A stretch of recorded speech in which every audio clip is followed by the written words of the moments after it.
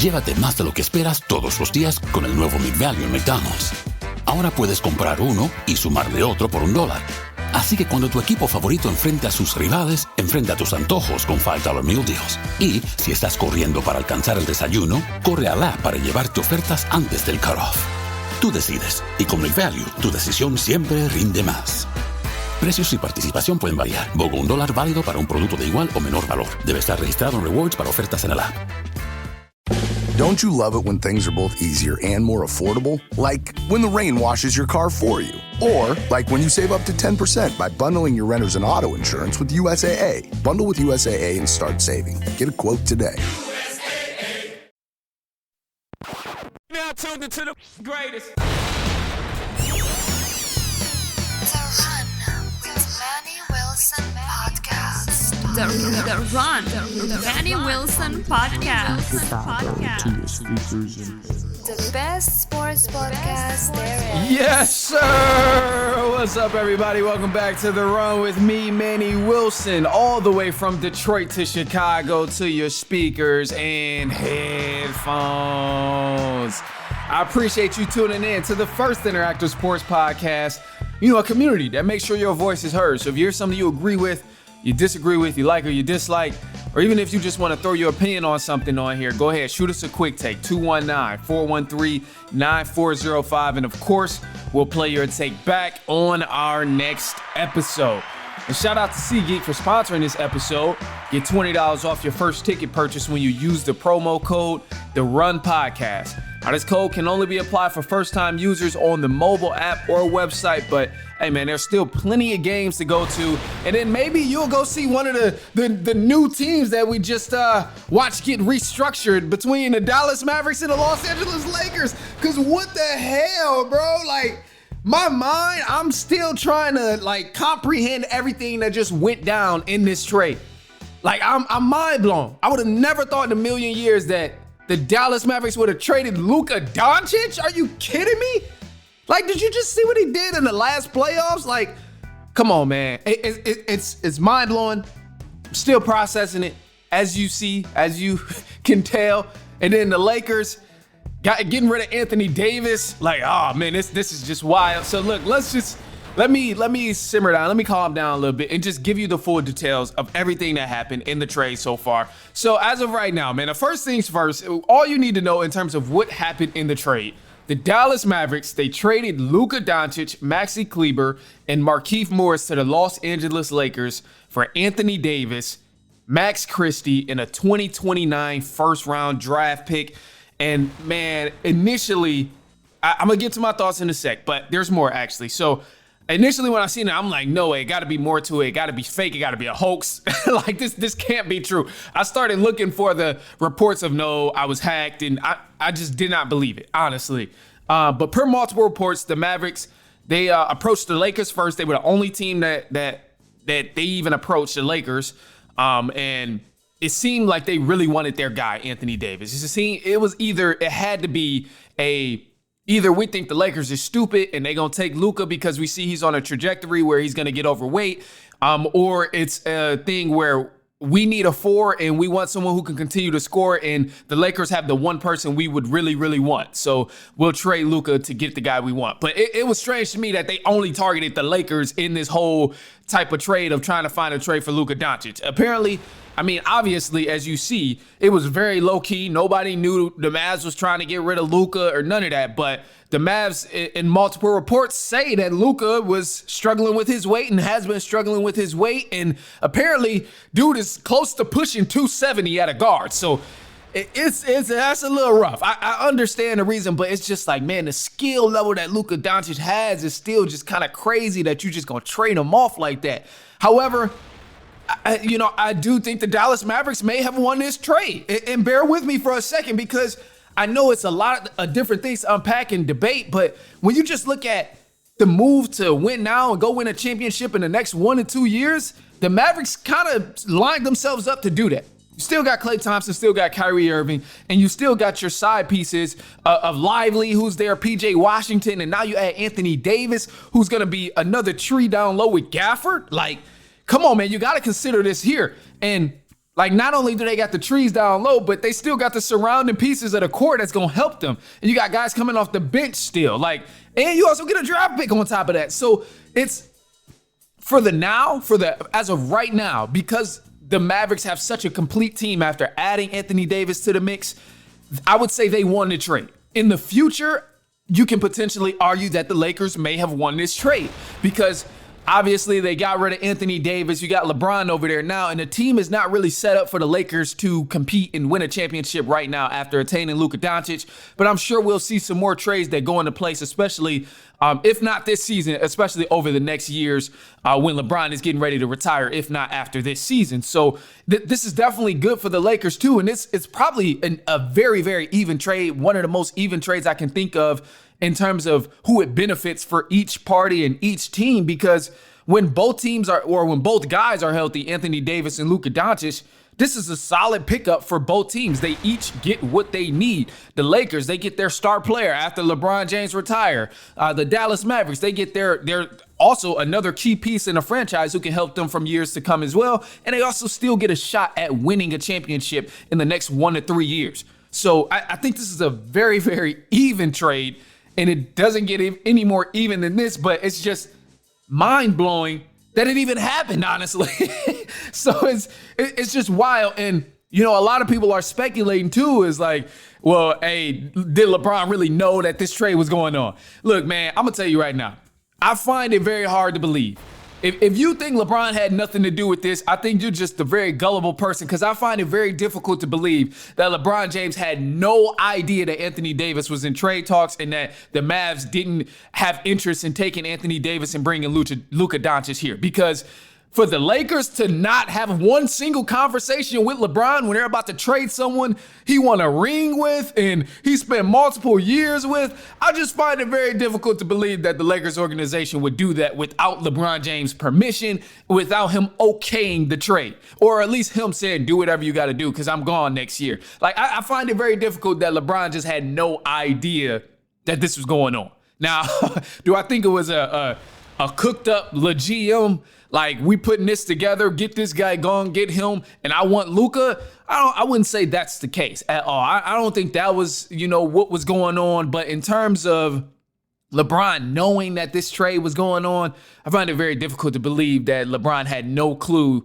this was happening without the Lakers consulting him. Like, no, that's just not going to happen at all, especially when we've seen LeBron construct teams, completely rebuild teams from head to toe. Like, nah, Lakers is not doing that. He's the reason AD got there in the first place. When you go back and think about it, when he first went to LA. So it's crazy. And man, I'm still processing, and I'm lost, man. I would have never expected either of these teams to make a deal like this. For the Lakers, this is great, but the biggest concern with the Lakers and them getting Luka Doncic now is, like, if the Mavs see this whole weight thing becoming a problem with Luka Doncic, like, is this really going to be a problem? Like, that's kind of a risk on the Lakers' part. Maybe they can work something out to make sure it doesn't become a problem. But if bro is really, really pushing close to 270, then, like, that's tough, man. He on that Zion Williamson type of stuff. And obviously, Luka is, to me, I would say much more talented than what Zion Williamson has shown in his first few years at the league. But still, man, I mean, he's going to be a defensive liability. That's going to hurt them in the years to come if Luka doesn't play any defense. And if he's getting heavier and heavier and bigger, then, I mean, yeah, he's going to still be an offensive beast. But it's like, man, what will he do on the defensive end? So I think every bone in my body is saying Dallas Mavericks won this trade as of today, as of now. But in years to come, I think it's very, very a lot of potential for the Dallas Mavericks to have lost this trade and the Lakers to have won, because they built a solid team around Luka Doncic. Obviously, Luka is still very, very young.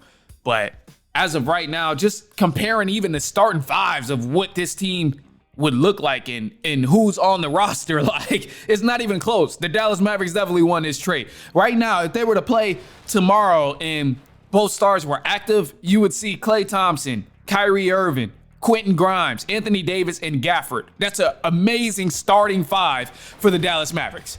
So Dallas Mavericks 1,000% won this. And if you look at the Lakers starting five, if they were to plug Luka Doncic in right now, Luka Doncic, Austin Reeves, LeBron, Dorian Finney-Smith, and Jackson Hayes, come on, bro. That ain't no championship team. Let's be real. And they ain't got the bench support either.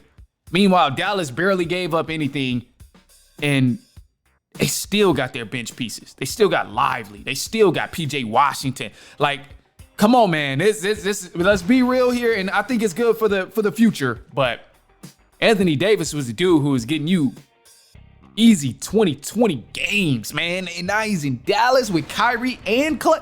Woo! I don't think it hit as many people yet. I still don't think it hit y'all yet how dangerous this team can be. And for everybody out here who's saying, oh, Anthony Davis, oh, he's always hurt anyway, I'm glad the Lakers traded him. Bro, he played over 70 games last year. That's still more than half the other superstars in the league. Y'all act like he Joel Embiid or something. Like, Anthony Davis has been healthy for a large majority. He was healthy when they won a championship. He was healthy last year when they won an in-season tournament. He's healthy this year. He's been on a tear this year. So I don't want all of that noise about, oh, Anthony Davis is always hurt and he needed to get out of LA anyway. Like, y'all got to kill that noise, bro, because he's playing so many more games than a lot of other superstars in this league. He's up there with KD. He played more than Jimmy Butler. He played more than Embiid. He played more than LaMelo. He's playing just as many as LeBron. Like, come on, man. That narrative is tired, bro. Y'all got to let that go. And honestly, I think people will really, really begin to see how great Anthony Davis is when everything is not criticized about his game. When it's not always him being criticized about his health. When it's not him always being criticized about his effort and all of that stuff. Like, I know everybody can improve in the league on their effort and being active in every single game. But when y'all watch this man in Dallas and y'all realize, like, damn, we really got rid of Anthony Davis, a guy who was getting 40 and 20 in any game that he really was there, like, y'all gonna be very, very sick about that, Lakers fans. So I'm gonna just leave it at that. I think the Mavericks won this trade, but man, what a bomb. What a way to shake up the league. Crazy, crazy, crazy, crazy, crazy, crazy. All right, look, we got some news coming up. Also some more NBA topics too, but some news in the NFL and the NBA. And then we'll be right back though. We're gonna take a quick break and then jump into it. It's halftime. Shoot us a quick take if you want to share your thoughts on this huge mega trade. 219-413-9405. And then of course, we'll play your take back on the next episode. But anyway, look, it's halftime. We'll jump into some news and then we'll be right back.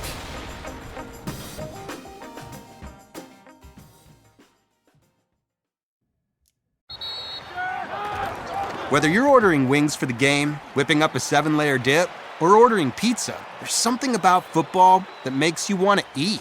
And this football season, Uber Eats has the best deals on game day food. No matter what you're craving, from 2-for-1 pizza to buy one, get one wings, Uber Eats will be dropping new deals each week, all season long. Uber Eats, official on-demand delivery partner of the NFL. Order now. Terms and conditions apply. See app for details.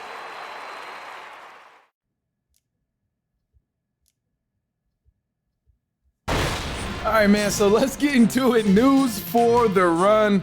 Man, let's go ahead and kick it off with some NFL, and then we'll circle back to the NBA and finish out the show with that. But news for the run, starting off in the NFL, two-time Super Bowl champ Eric Bieniemy is making his return to the NFL. Now, next season, he'll be joining the Chicago Bears staff as the running backs coach. The New York Jets, they've also found their new coordinators under their head coach, Aaron Glenn. Now, Steve Wilkes, he'll be joining the team as a defensive coordinator. And then Tanner Egerstrand will join the Jets as the new offensive coordinator. So looking forward to seeing what those guys can bring to the Jets.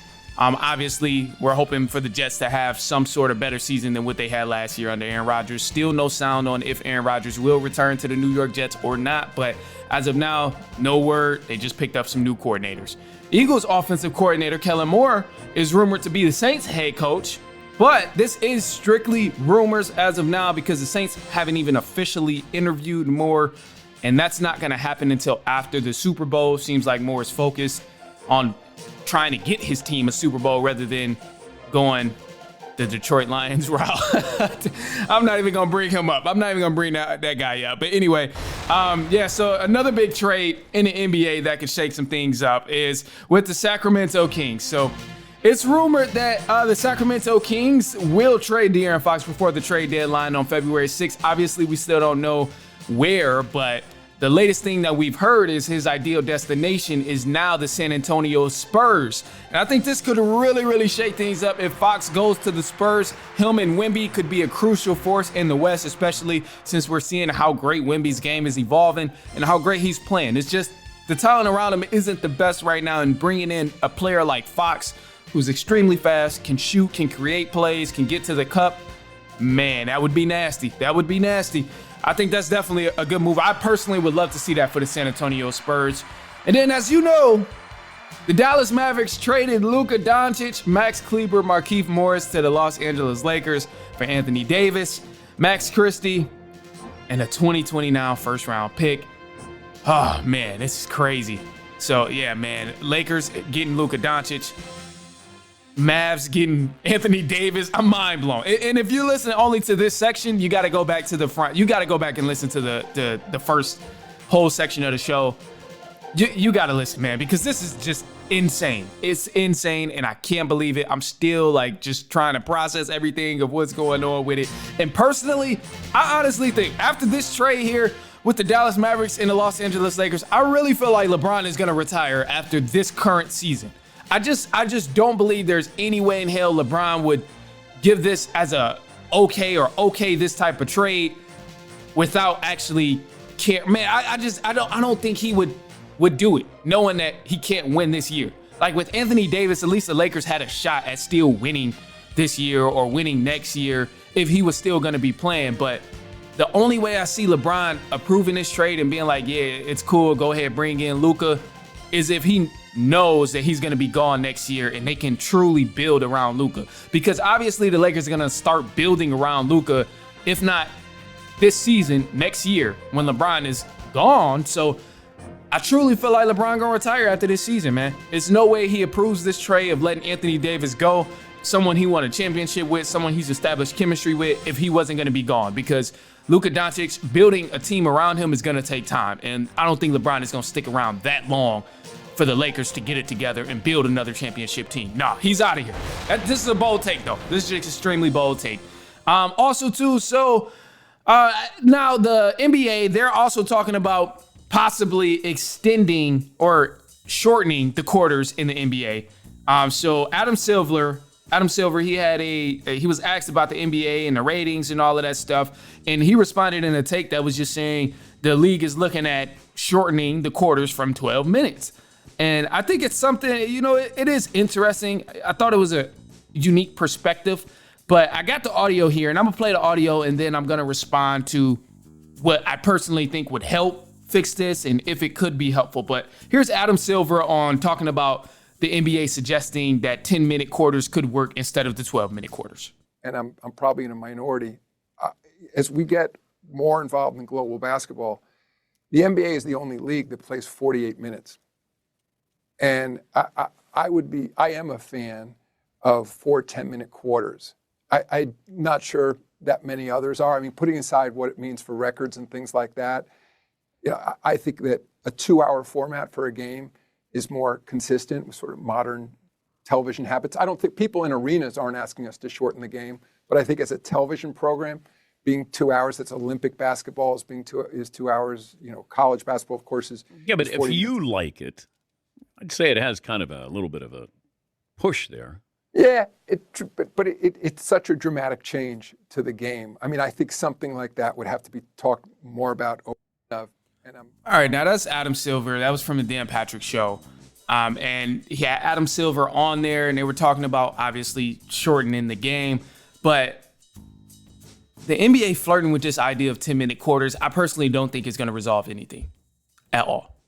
You can shorten the game from 12 minutes to 10-minute quarters, but at the end of the day, the game is still going to be the same length if you're calling foul calls every 2 minutes to stop the game. That's one of the issues right there, and I don't think I know anyone who's ever been like, oh, the game in the NBA is just too long for me to watch. No, everyone is complaining about the soft foul calls, the no defense, the overwhelming amount of three-point attempts, and blowouts. Those are like the main things I hear people talk about when they say, I'm tired of the NBA, or I'm not watching the NBA, or the NBA is falling down. These are the complaints that I hear. I've never heard not one person say, oh, the quarters are just too long. No, it's the foul calls. And I think some things you could do to fix this, and one of the aspects you could probably change up to like revamp the whole gameplay and all of that stuff in the NBA to make it a little more entertaining again, is not shorten the quarters, but allow the hand checking in the NBA and loosen up on a damn whistle. Because nobody is trying to watch a game where you just blowing the whistle time after time. Every minute in the game, you're calling fouls and guys are shooting 20 plus free throws in a game. Nobody wants to watch that, bro. And if you shorten the quarters, it still won't matter if you stop in the game every 2 minutes, because it's going to still be just as long. So if you allow hand checking, you make it harder to score, you bring defense back to the lead, what you'll find is games becoming a lot more intense, and then the strategy of what you have to do to create offense is going to improve. You won't see guys just chucking up 3 after 3 after 3. Because I'm going to tell you a little secret. Watching 6 straight possessions of guys coming down court, shooting threes, the first 10, 15 seconds of their shot clock is not fun to watch. That's not good basketball to watch. And for that reason alone is why you see so many people complaining about the viewership in the NBA and why the game has just deteriorated more and more and more. Because I don't want to watch that. I still love basketball. I love basketball. I watch it. It's the most entertaining thing in the world to me. But it is so annoying when I'm watching 2 teams play each other and guys are just running up and down the court, literally chucking threes back and forth for 4 straight possessions. You didn't throw the ball in the post. You didn't do a screen and roll. Nothing, just like coming down court, chucking threes. Like it's wild to me. And all 30 teams right now are currently running that same type of scheme. A large majority of the league all have the same strategy of just let's shoot as many threes as we can. If we make them, we make them. If we miss, we miss. And that's not a good strategy, bro. It's not effective. And the teams who are not playing that way, who take the insides, the easy bucket and the mid-range buckets, you see them have a lot of success. Look at the Celtics. Yeah, they shoot a lot of threes, but they also not afraid to get in the cup and get some layups. They're not afraid to shoot the mid-range jumpers that's present to them. Look at the Warriors. I think so many people took their original game plan out of context of shooting threes because they had so many shooters. Like, they forget that the Warriors also did shoot mid-range jumpers and layups as well. Like, the game is just, the offense is so similar amongst all 30 teams. It's not even unique anymore to watch certain teams, like, and to watch as a viewer. It's ridiculous. And like, you know, I'm always going to be an NBA fan. I'm always going to watch, but damn it, they make it hard sometimes. And some of the past changes that I've seen in the league, like I think some changes have been good. I know there was a problem about the whole resting thing. A lot of guys were resting and, you know, you weren't seeing stars play as many games and stuff like that. That was very, very annoying, but the whole making sure guys play a certain amount of games to be required, or requiring certain amount of games, that way guys could be eligible for awards like All-Star and MVP and Defensive Player of the Year. I think that was very helpful. That was a good strategic move that ultimately is helping guys play. We don't see many people resting now, and we see a lot of people playing games. But now, if you really, really want your basketball brand to get back to a peak and you want viewership to go back up, maybe you do shorten the game of 10-minute quarters, but you also got to add the element of allowing teams to play defense and loosening up on the whistle, bro, because those things is just not it, man. And the more you allow teams to play defense, if you allow the hand checking, that's going to allow people to run guys off the three-point line. You're going to be able to get a little more physical. It's going to make it more difficult to score. Point totals are going to decrease if you allow the hand checking and loosen up on the whistle. And that's something that will be interesting, because instead of guys just trying to shoot threes, come off a screen and shoot, no. People going to be more physical. You're going to have to get creative. You're going to have to figure out strategic offense that can allow you easy buckets. Do people remember that? Like, where are all my actual basketball fans? Y'all remember the easy bucket narrative? Like, coaches preaching easy buckets, easy buckets, easy buckets. Like, when did a three-pointer turn into a damn easy bucket? Like, I mean, half the guys in the league can barely shoot over 40%, but yet you see damn near every player on the floor chucking threes. Like, that's not a good game plan to me, personally. So, I don't know what it is, but I think hand checking and you loosen up on that whistle. Those are two pivotal things that could completely change the dynamic of the NBA gameplay right now. And if you want to go ahead and shorten the game up along with those things, I think it could be beneficial, but something definitely has to be looked at to help out the viewership in the NBA, because right now it ain't it, man. It's no way I should be watching MVP candidates shoot 27 free throws in a game. Every other game? Like, come on, bro. That's exhilarating. I think that's the right word for it. Or exhausting too, whatever. If that's not the right word, it's exhausting. Damn. Anyway, look, man, that's all I got for y'all today. So, of course, I appreciate you if you've been kicking it with me. Shoot us a quick take. Let me know what you think about any of the takes. Let me know what you think about the big trade between the Mavs and the Lakers. 219-413-9405. Go ahead, hit us up. And then, of course, we'll play it back on our next episode. And then speaking of next episode, it's probably going to only be a 1-episode week this week. Just because y'all might get a rewind episode, only because I'm going out of town, man. Going to Boston. Checking out the Celtics, actually, bro. Yeah, checking the Celtics game out. Pretty excited about that, actually. What else? Yeah, so that's the main reason y'all not getting another episode, like a fresh episode this week. But again, I'll try and make sure I throw a rewind in there. And then I know the deadline is coming up too, Super Bowl Sunday. It's gonna be fun, man. It's a lot of stuff coming up, and we'll talk about all that stuff. I don't know how I'm gonna get these Super Bowl takes off.